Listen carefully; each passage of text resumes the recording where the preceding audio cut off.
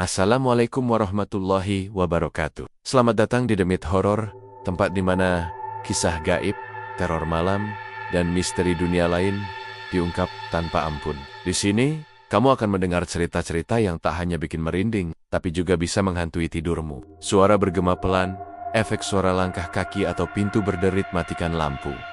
Pasang headsetmu dan bersiaplah, karena kamu sedang memasuki dunia The Myth Horror. Nada berubah sedikit lebih santai tapi tetap misterius. Jangan lupa untuk like, komen, dan subscribe agar kamu nggak ketinggalan kisah-kisah horor terbaru dari kami.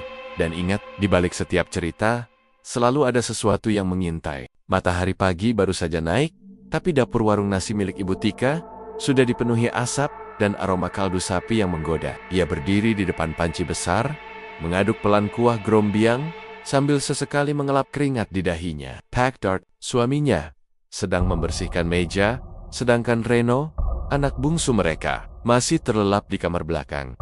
Namun, yang terasa aneh pagi itu bukanlah aroma masakan atau suara panci berdenting, melainkan kesunyian yang menyesakan. Warung itu biasanya mulai ramai sejak pukul 7. Apalagi warung nasi grombiang adalah makanan khas Pemalang yang dicari banyak orang. Tapi entah kenapa, belakangan ini hanya 1 atau 2 orang yang datang, kadang tak ada sama sekali. Sepi lagi, Tik, kata Pak Darto pelan. Suaranya berat, seperti baru bangun tidur, tapi nada lelah di ujung kalimatnya sangat terasa. Ibu Tika diam, matanya tajam menatap mangkuk-mangkuk kosong yang sudah disiapkan sejak subuh. Ia lalu melirik jam dinding. Sudah jam 8:30. Bukan waktu yang terlalu pagi untuk mulai khawatir. Apa karena Ibu Lulu itu ya? Gumamnya dengan suara rendah, hampir seperti bicara pada dirinya sendiri. Pak Darto tidak menjawab, tapi mereka berdua tahu jawabannya. Persaingan yang tak adil warung milik Ibu Lulu, yang berada hanya 2 rumah dari tempat mereka, tiba-tiba menjadi primadona. Dulu warung itu biasa saja, menunya pun hampir sama. Tapi sejak beberapa bulan terakhir, orang-orang berbondong-bondong makan di sana. Antrian panjang, kendaraan parkir berderet, dan bahkan pedagang lain ikut numpang untung.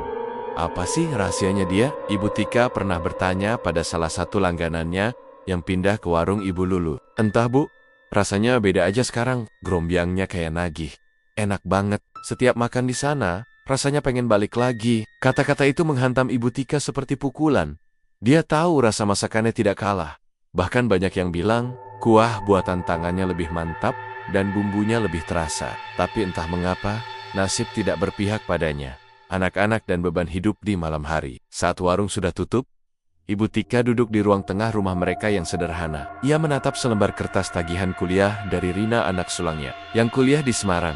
Rp7,85 untuk biaya semester dan uang praktikum. Belum termasuk uang kos, makan, dan buku. Ibu Tika meremas kertas itu. Napasnya sesak. Belum lagi si bungsu, Reno, butuh uang untuk seragam baru dan buku sekolah. Ia baru naik kelas 1 SMP. Kadang ia bilang mau ikut les komputer. Tapi Ibu Tika hanya bisa mengangguk sambil tersenyum, pura-pura sanggup. Kita makin jatuh, Dar. Aku nggak tahu harus gimana lagi. Pak Darto duduk di sampingnya. Ia pegang tangan istrinya, tapi tak banyak bicara. Dulu ia buruh bangunan, tapi sekarang hanya kerja serabutan. Kadang jadi tukang parkir, kadang bantu angkut barang di pasar. Semuanya tidak tetap. Kalau nggak ada keajaiban, anak-anak kita bisa putus sekolah. Suara Ibu Tika mulai bergetar. Matanya memerah, pipinya basah.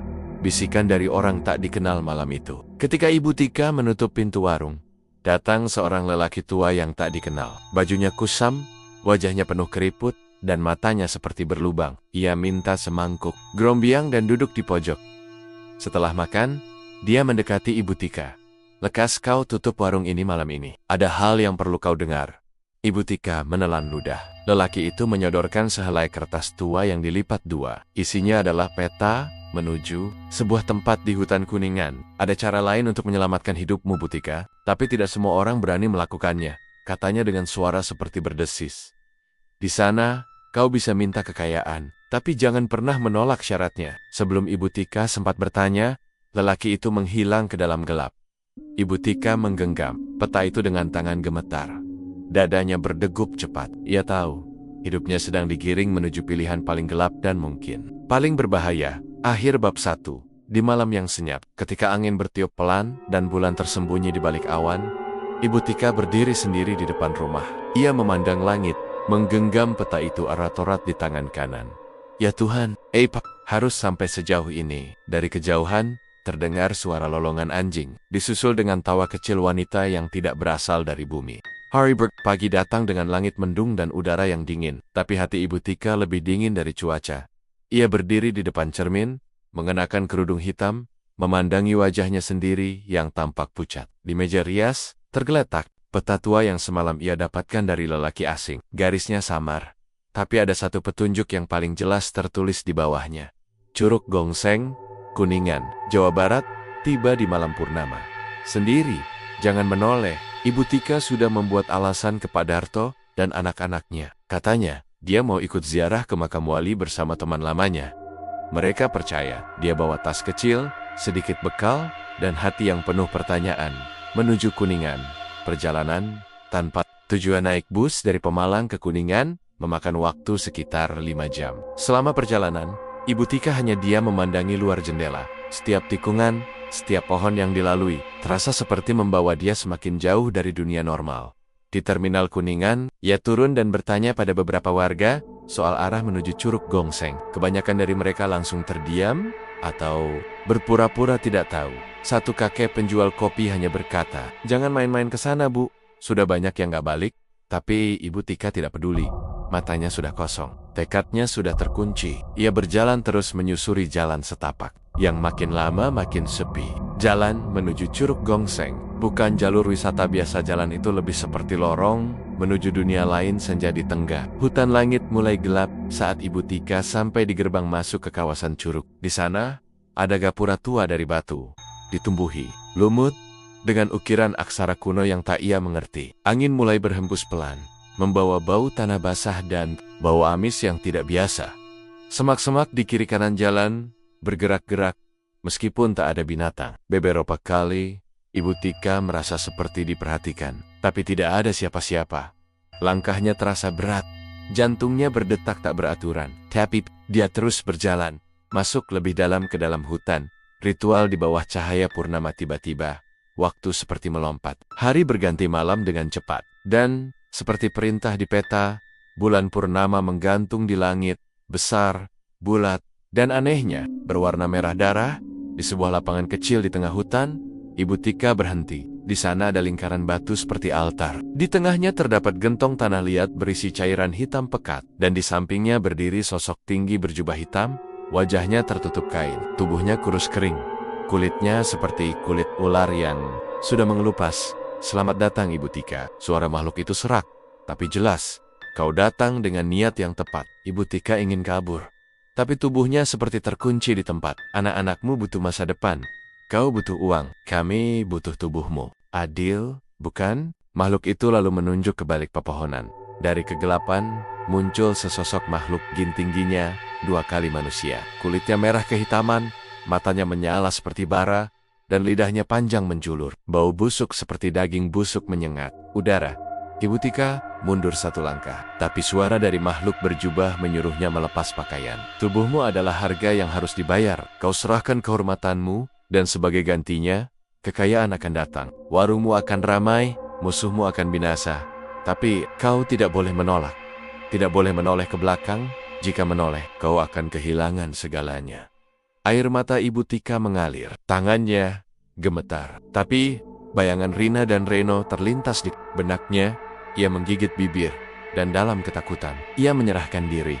Malam penuh dosa seketika, tubuhnya seperti diselimuti kabut. Suara hewan malam lenyap. Hanya ada bisikan, desahan, dan jeritan yang tidak manusiawi. Tubuh Ibu Tika melayang-layang, tidak menyentuh tanah. Jin itu melilit tubuhnya, dan mulai sensor adegan.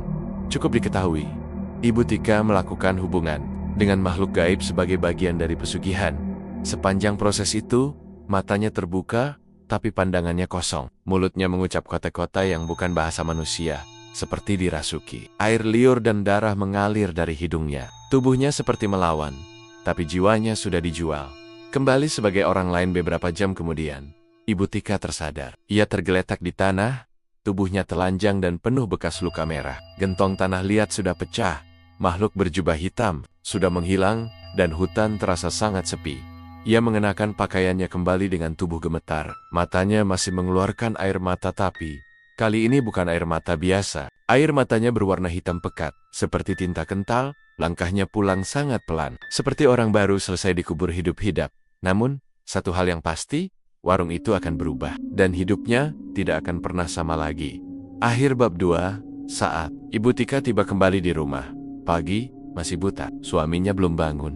Anak-anak masih terlelap. Ia berdiri di dapur, membuka panci kuah grombiang yang sudah ia siapkan sebelum pergi. Saat ia mencicipi kuahnya, rasanya jauh lebih nikmat daripada sebelumnya. Namun dari dasar panci, muncul gelembang-gelembang darah yang tak bisa dijelaskan. Di luar, ayam-ayam berkokok, tapi satu ayam mendadak mati, mendadak lehernya patah sendiri.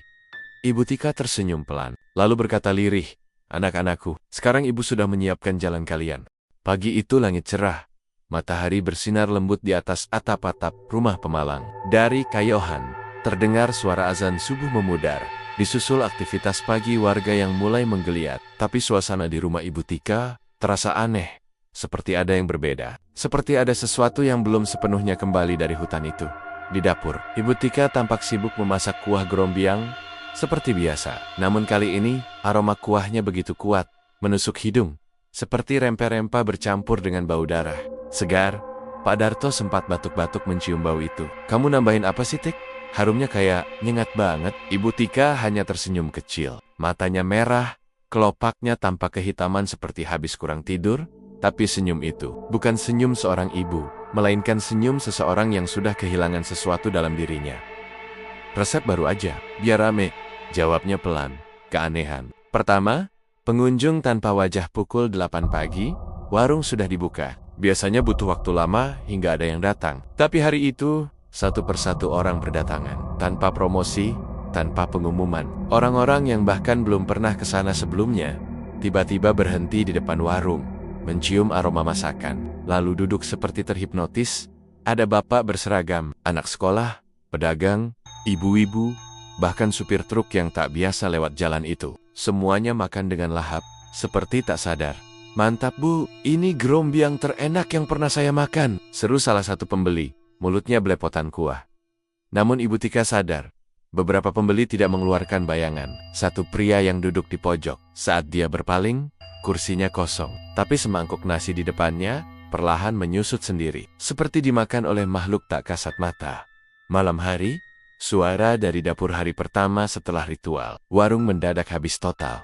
Semua makanan ludes. Ibu Tika menghitung uang dengan tangan gemetar. Matanya berbinar, tapi wajahnya tetap dingin. Pak Darto tampak senang, tapi heran. "Ini aneh, Tik. Kok bisa langsung ramai gini? Gak masuk akal." "Namanya rezeki, Dar. Jangan ditolak," jawab Ibu Tika sambil menatap kosong ke arah dapur. Malamnya, saat semuanya sudah tidur, suara panci beradu terdengar dari dapur. Ibu Tika terbangun. Ia berjalan pelan ke dapur dengan lampu mati. Saat masuk, ia melihat kompor menyala sendiri dan sendok besar mengaduk kuah di panci, padahal tak ada orang.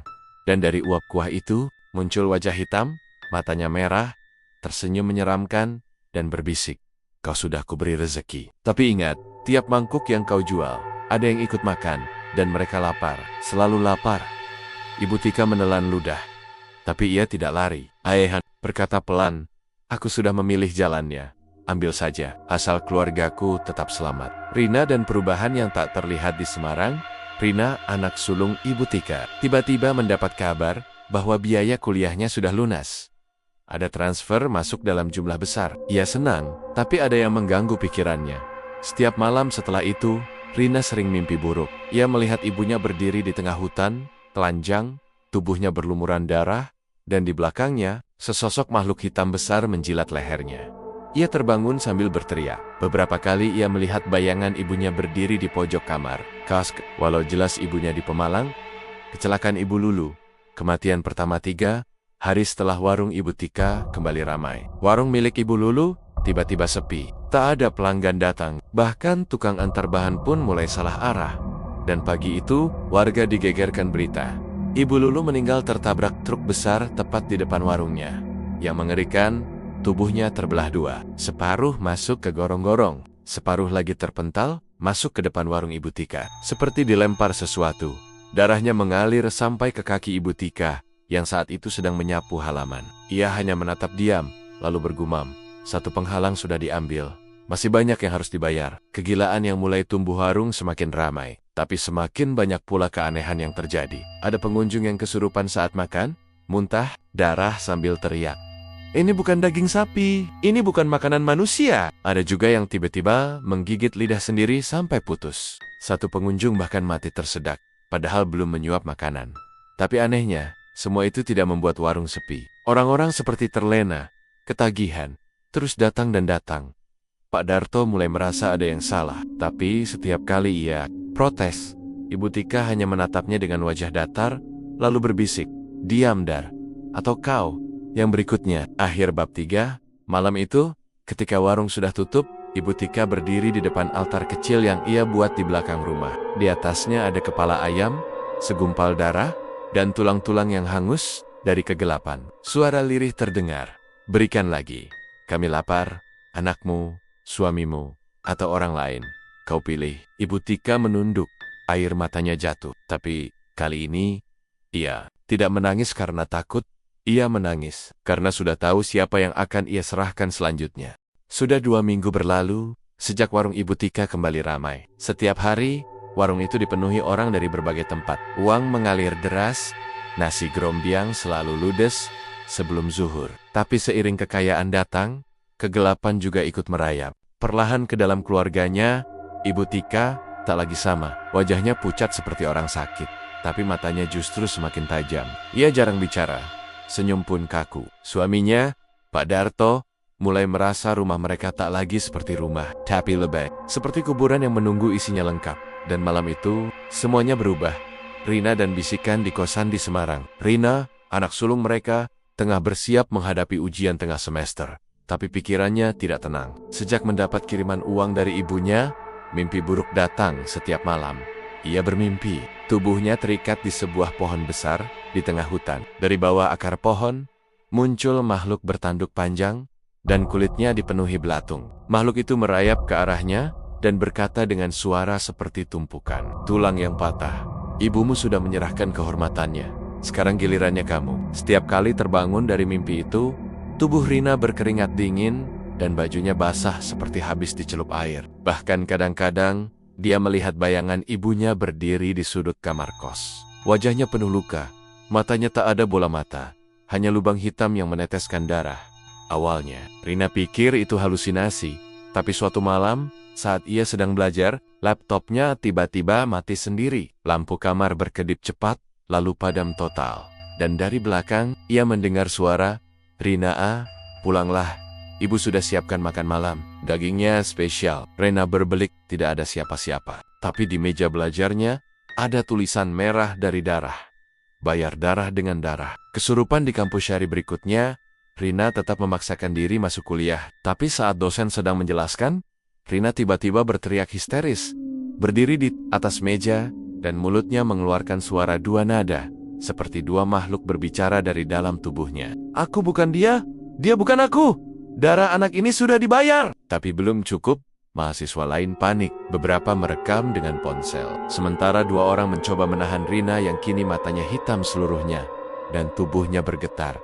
Ia pingsan. Tapi saat sadar, ia menatap dosennya dan berkata datar, "Jangan makan grombiang lagi, Pak. Di dalamnya ada bagian dari tubuh orang mati." Setelah kejadian itu, Rina dirawat di rumah sakit jiwa. Diagnosa dokter skizofrenia akut, tapi suster yang menjaganya sering ketakutan, karena tiap malam Rina berdiri menghadap dinding dan tertawa, lalu menggigiti dinding hingga berdarah. Reno. Dan sosok di dapur sementara itu di Pemalang, Reno, adik Rina, yang baru masuk SMP, juga mulai mengalami hal aneh. Awalnya, ia hanya merasa tidak nyaman berada di dapur malam hari. Ia mencium bau bangkai dari arah kompor, meskipun tidak ada apa-apa. Lalu, ia mulai mendengar suara ibu tertawa pelan dari dapur. Padahal Ibu Tika sedang tidur. Malam ketiga, saat Reno bangun untuk minum, ia melihat sesosok makhluk tinggi kurus, berbulu hitam legam, berdiri di dekat panci kuah grombiang. Lidahnya panjang menjulur, dan ia menjilat sendok masak sambil berkata, rasa darah anak-anak segar sekali malam ini." Reno gemetar, tak bisa berteriak. Ia mundur perlahan, tapi lantai dapur seperti berubah menjadi daging hidup, Berdenyut-denyut di bawah kakinya, makhluk itu menoleh ke arah Reno. Matanya menyala merah dan berkata, "Kau yang berikutnya, kalau ibumu ingkar." Setelah itu, Reno pingsan di tempat. Pak Darto mulai curiga keesokan paginya. Reno demam tinggi, ia tidak bisa bicara, hanya bisa menatap kosong. Pak Darto mulai mendesak istrinya. "Ada apa, Tik? Ini bukan rumah lagi. Ini tempat angker. Anakmu kerasukan. Anakmu sakit. Tapi kamu diam aja." Tapi Ibu Tika hanya menatap suaminya dengan pandangan penuh kebencian. "Kau tak tahu apa-apa, Dar. Semua ini kulakukan buat kalian, termasuk buat anak-anakmu." Pak Darto mencengkeram bahu istrinya. Pak, yang sudah kamu lakukan?" Tik jawab. Ibu Tika tersenyum miring, lalu berbisik pelan. "Aku hanya memberi apa yang mereka minta. Tubuhku, darahku, dan sebentar lagi, kalian." Akhir bab 4.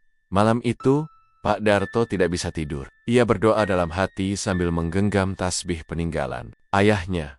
Tapi dari luar kamar terdengar suara langkah kaki. Berkaki, lalu suara Reno menangis. Dan suara perempuan yang menyanyikan lagu Nina Bobo dengan nada sumbang dan menusuk telinga.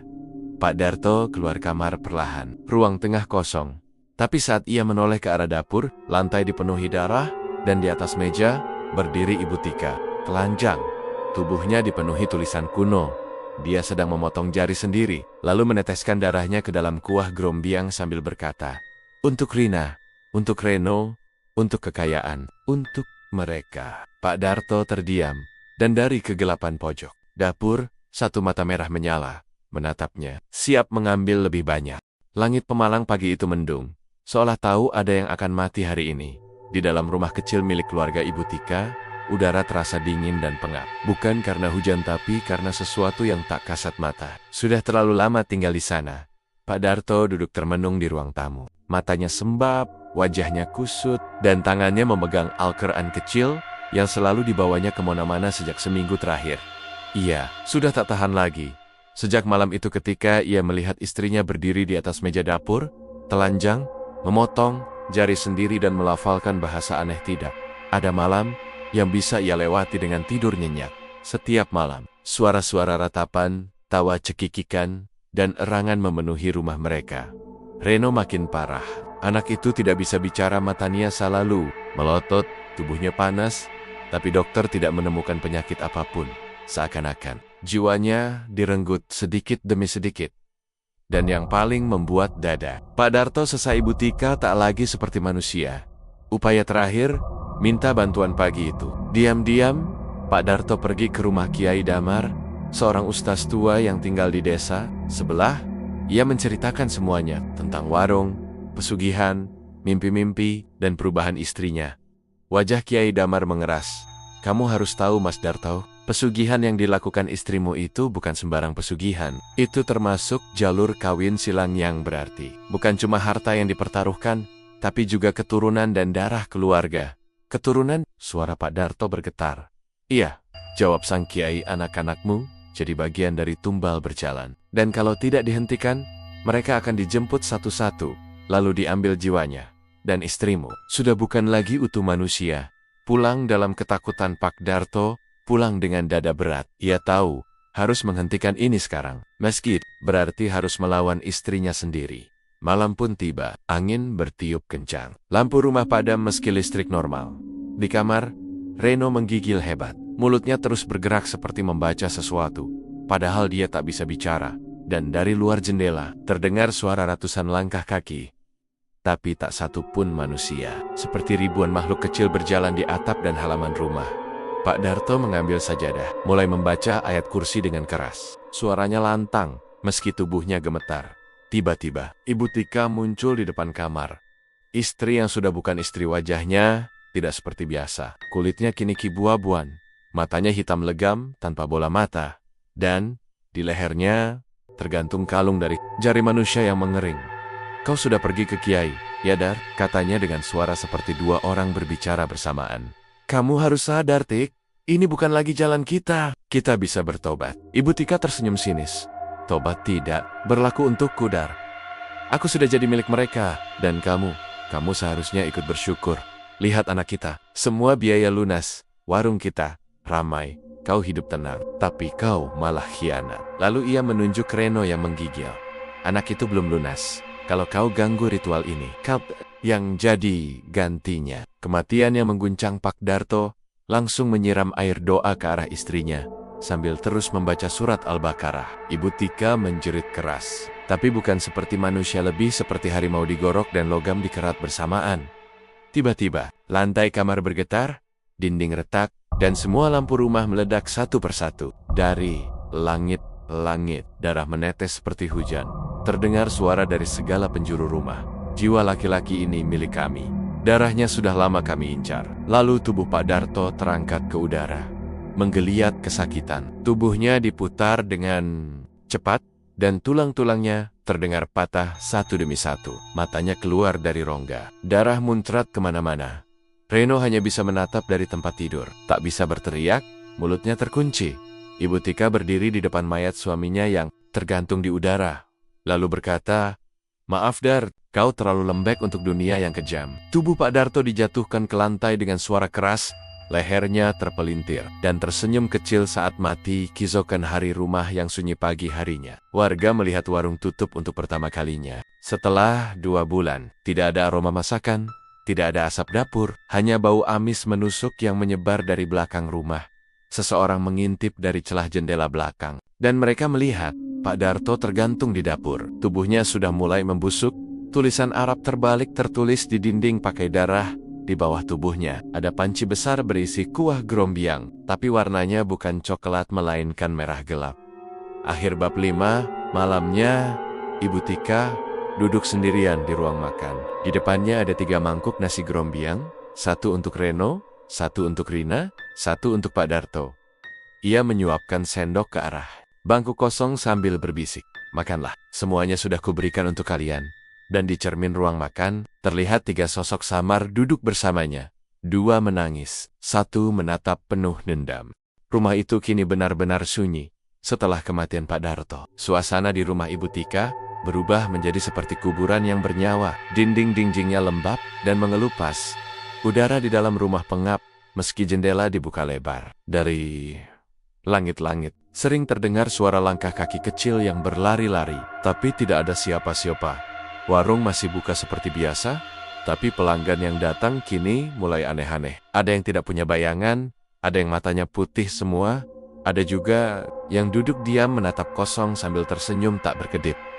Namun bagi Ibu Tika, semuanya baik-baik saja. Ia bahkan semakin rajin memasak dan tertawa sendiri saat mengaduk kuah grombiang. Rina menghilang tanpa jejak di Semarang. Rina masih dirawat di rumah sakit jiwa, tapi kondisinya semakin memburuk. Setiap malam, ia berteriak menyebut nama ibunya, namun suaranya tidak seperti manusia biasa. Suaranya dalam, berat, dan menyerupai suara pria dewasa. Suster yang menjaga kamar Rina mulai takut. Mereka mengikat tangannya agar tidak menyakiti diri sendiri. Namun pada malam tanggal 13, tepat malam Jumat Kliwon, Rina menghilang, tanpa jejak, tanpa suara, tanpa bekas darah. Hanya dinding kamarnya penuh goresan kuku, membentuk satu kalimat. "Kita semua harus pulang." Di kasurnya, hanya ada kulit tubuh Rina yang tergeletak utuh. Seperti kulit ular yang sudah dikupas, kosong, tak ada daging, tak ada tulang. Dan dari jendela, terlihat jejak kaki kecil berlumur darah, berjalan menuju arah berat, ke arah Pemalang. Reno, api dari neraka. Sementara itu, di rumah, Reno semakin parah. Sejak kematian ayahnya, anak itu tak bisa bicara, tak bisa tidur, dan tak bisa berhenti menangis meski tanpa suara. Matanya selalu tertuju ke pojok kamar. Seakan ada sesuatu di sana yang mengintainya. Setiap malam, tubuh Reno menggigil seperti diserang demam. Tapi saat termometer dipasang, suhunya justru di bawah normal. Ia menggigil seperti mayat hidup, tapi matanya menyala merah tiap kali menatap ibunya. Ibu Tika sudah tak lagi peduli. Ia hanya terus memasak, tertawa, dan bicara sendiri. Sesekali ia menyuapkan nasi ke mulut Reno sambil berbisik, "Kau harus kuat, ibumu sudah korbankan banyak, sebentar lagi selesai." Namun malam itu, Reno melihatnya, jam-jam 2:17 dini hari, neraka. Terbuka langit Pemalang mendadak cerah, tapi tidak ada bulan, tidak ada bintang. Hanya awan kelabu yang diam menggantung di dalam rumah. Reno tiba-tiba bangun dan menjerit histeris untuk pertama kalinya sejak lama. Suara jeritannya seperti memanggil sesuatu atau menolak sesuatu yang datang dari dinding kamar. "Mangkyul tanggon hitam, berlendir. Mereka meraih Reno, memegangi kakinya, menariknya ke lantai. Lantai kamar mendadak membuka seperti rahang raksasa, menganga lebar dengan uap panas naik ke atas. Teriakan Reno menggema ke seluruh rumah. Ibu Tika terbangun, tapi dia tidak panik. Dia hanya tersenyum. Akhirnya, kau dijemput juga, nak. Kau lebih berharga daripada suapan grombyang manapun. Maafkan ibu. Tiba-tiba, api menyala sendiri dari bawah ranjang Reno, membesar dengan cepat dan menyambar ke tubuhnya. Reno menjerit, tubuhnya mengejang, dan terbakar hidup-hidup di atas tempat tidurnya. Tapi, yang mengerikan, api itu tidak merusak kasur, tidak membakar lantai, hanya tubuh Reno yang habis jadi arang. Jeritannya perlahan mengecil, dan akhirnya hening. Saat api padam, yang tersisa hanya segumpal daging gosong, dan mata Reno yang tidak terbakar masih terbuka, menatap ibunya penuh benci.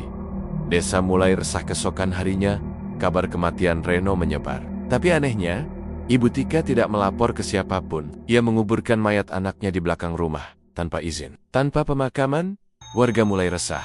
Beberapa tetangga mengaku melihat Reno berkeliaran malam hari, berdiri di depan warung, menatap orang-orang yang makan sambil membawa kepalanya sendiri. Ada pula yang melihat Ibu Tika memasak sambil berbicara dengan tulang anaknya, seolah-olah masih hidup. Akhir bab 6. Malam itu, warung tetap buka. Tapi kali ini, tak ada satupun pelanggan manusia. Yang duduk di kursi adalah seorang wanita tua tanpa wajah, hanya rongga hitam. Dua anak kecil yang dari leher ke bawah adalah tangan-tangan kecil yang saling menjulur. Seseorang berpakaian seragam SD, tapi kepalanya besar seperti bantal berisi daging mentah. Dan Pak Darto duduk diam dengan leher terpelintir. Ibu Tika menyajikan mangkuk demi mangkuk. Tolong dinikmati, tamu-tamu setia. Tinggal satu jiwa lagi. Setelah itu, aku bebas. Dari dapur, terdengar suara langkah. Perempuan dengan rambut panjang basah berjalan perlahan. Itu Rina, tapi wajahnya kosong, matanya putih semua, dan darah menetes dari jari-jarinya. Ia duduk di meja, lalu berkata dengan suara ganda, "Sekarang, giliran ibu."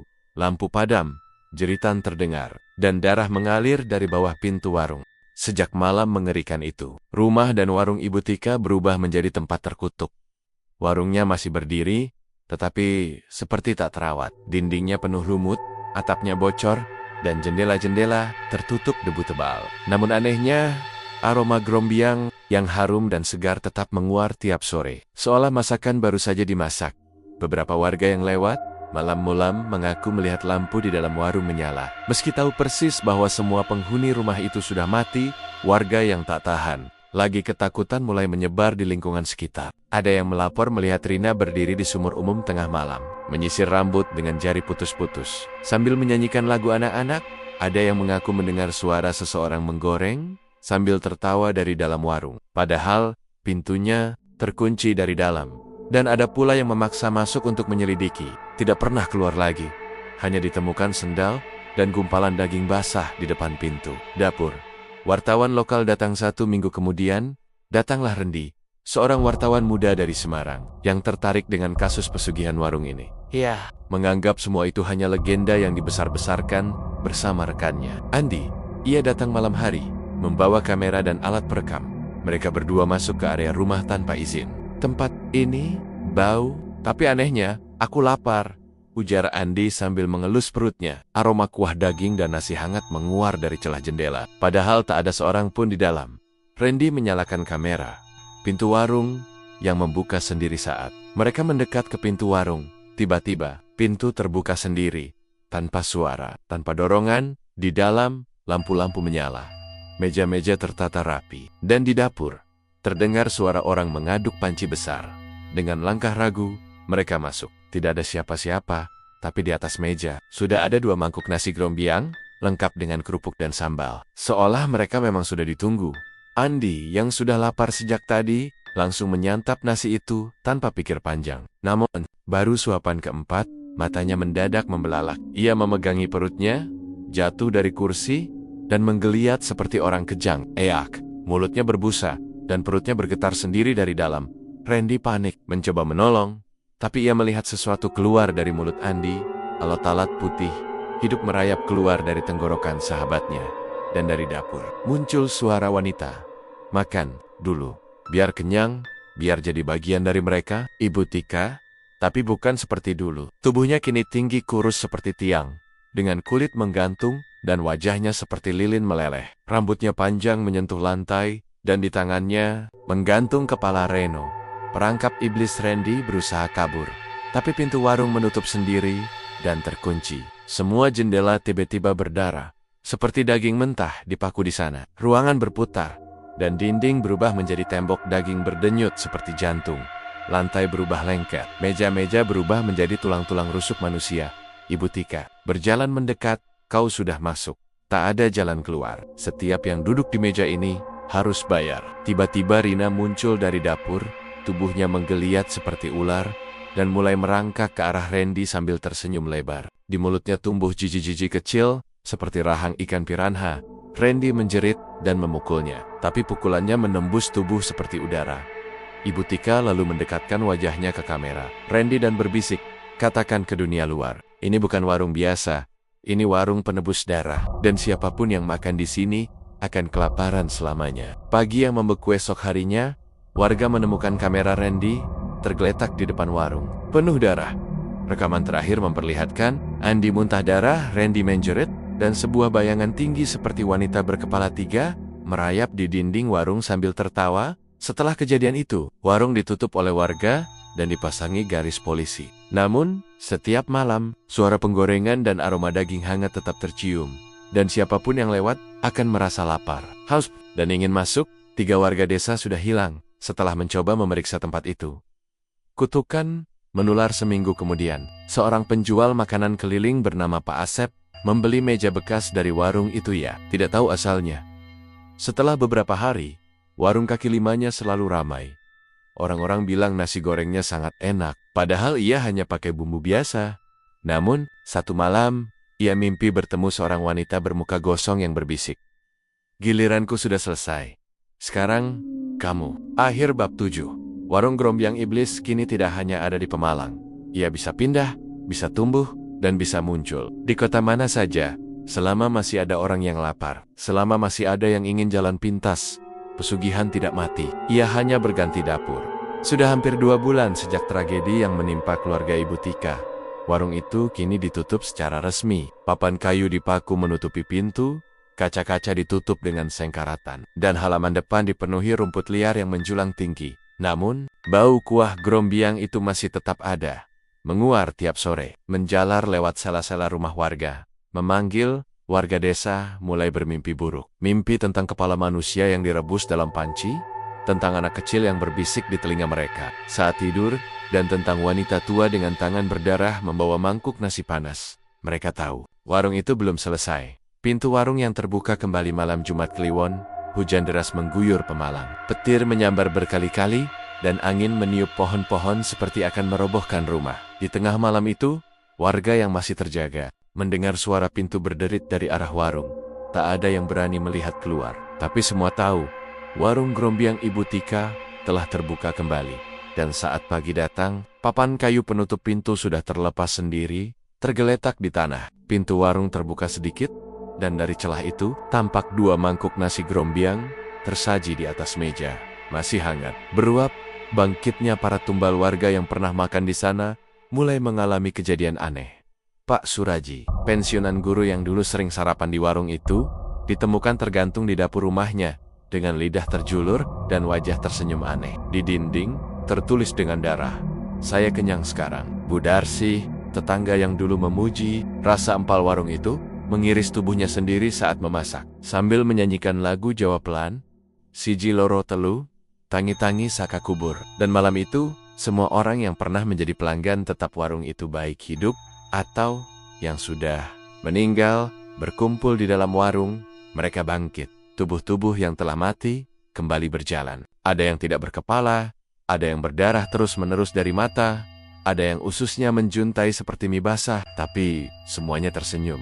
Mereka duduk di bangku, menanti giliran disajikan makanan, dan dari dapur, Ibu Tika muncul kembali. Wajahnya utuh, matanya hitam legam.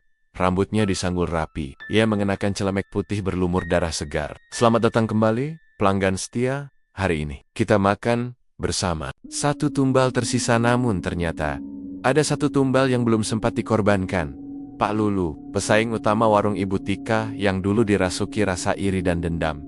Pak Lulu sebenarnya sudah pindah jauh ke Tegal sejak warungnya bangkrut, tapi malam itu ia mendapat mimpi. Reno, anak Ibu Tika, berdiri di ujung tempat tidurnya, membisikkan kata-kata dengan lidah terbakar. Gilirannya ayah, kau harus gantikan ibu. Pak Lulu terbangun dalam keadaan basah kuyup, meski kamarnya kering. Dan di meja makan rumahnya, sudah ada sepiring nasi grombyang, masih hangat. Perjalanan menuju neraka entah apa yang merasukinya.